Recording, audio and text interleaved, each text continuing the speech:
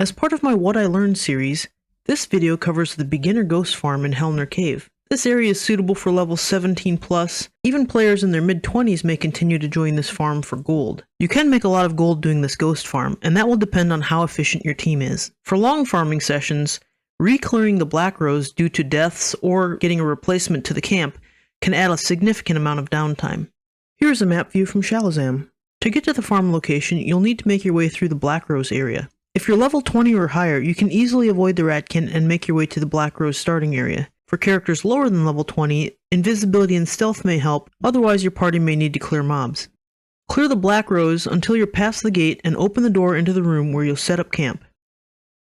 When it comes to pulling, after going down the stairs, your team is basically clearing mobs from this hallway and all of the adjacent rooms. Here's a rough idea of where the mobs are located. There are also a number of pathing mobs, starting off with one that climbs the stairs leading to your camp. Careful near that archway by the stairs. Be aware that there's a false floor in this area. I've simply pulled the mob at the far corner with a ranged ability. This video will detail some of the key concerns for each of the mob types you will encounter.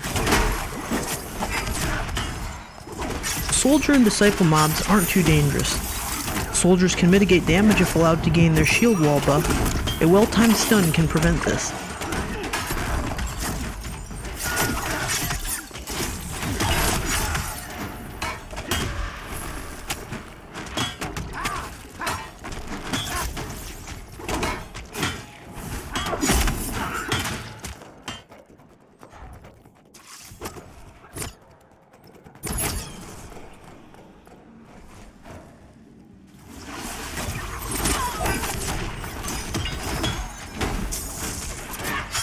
On the other hand, Disciples can draw out the fight by healing themselves. I think Fount is their large heal, though we may never have allowed it to finish casting.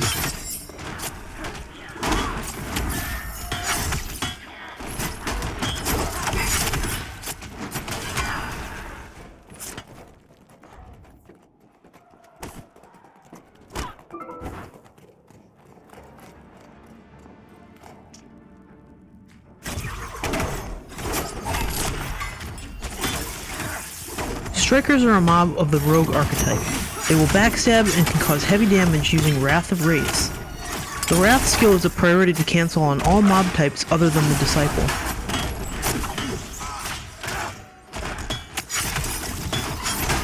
Because the Wrath skill is targeted at the person second on the mob's aggro list, it frequently is aimed at your healer. Here's a quick look from a different party at the damage when Wrath of Wraiths is not cancelled.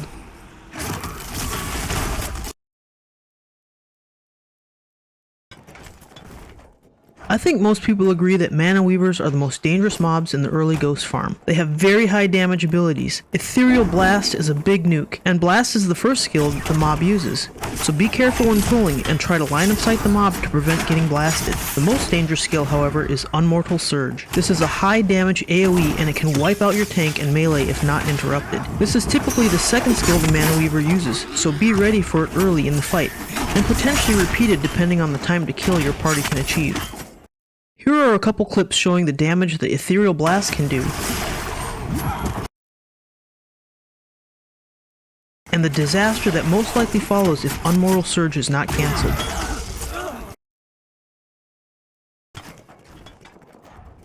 Please be sure to like, comment, and subscribe.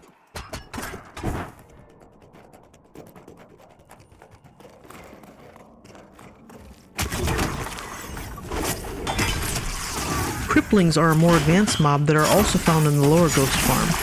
They come in two flavors, fire and ice. On the fire version, party members should avoid casting their fire damage skills. Otherwise, this mob can heal itself using cauterized wounds. This is a good skill to interrupt.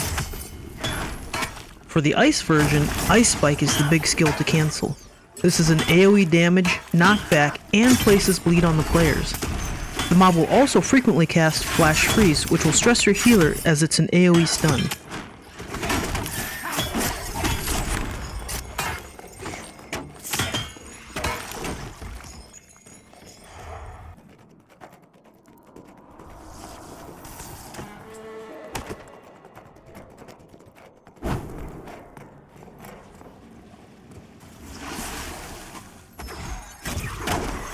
Cultists are a little mysterious to me. They cast a lot of skills, however, I'm honestly not sure what they all do.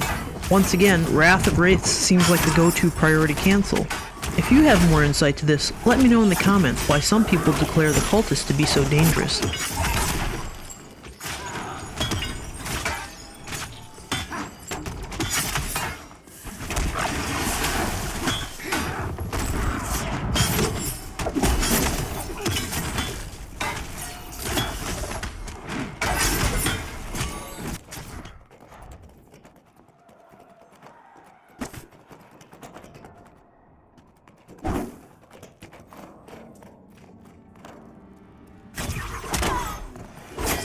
Finally, the Blaspheme, another mob that casts a lot of abilities.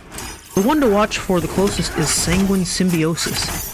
Symbiosis is a damage reflect, and anyone attacking the mob can kill themselves if continuing to do high damage. The Symbiosis buff has a pink icon. When this icon is on the mob, I'd recommend holding off on any unnecessary damage until it falls off.